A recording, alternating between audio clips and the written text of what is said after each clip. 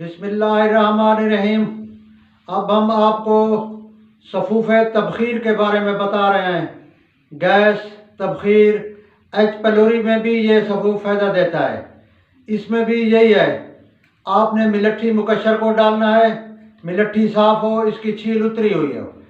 मिलट्ठी 50 ग्राम मुकशर, 50 ग्राम धनिया, 50 ग्राम सौंफ, 50 ग्राम पुदीना, देसी मिल जाए कोई मिल जाए या बाग वाला मिल जाए कोई मिल जाए, पुदीना 50 ग्राम। इसके अंदर भी निसरी डालनी है। अगर शुगर के मरीज़ हैं तो निसरी ना डालें।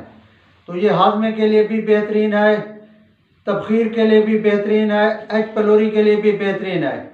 सुबह शाम खाने के बाद एक एक चमचा लें, या बवक्त ज़रूरत जब गैस ने तंग किया हो उस वक्त भी ले सकते हैं। रात को सोते टाइम भी ले सकते हैं, सुबह निहार मुँह भी ले सकते हैं। कोई इसके साइड इफ़ेक्ट नहीं है। ये तबख़ीर, गैस और एच पलोरी के लिए बेहतरीन नुस्खा है।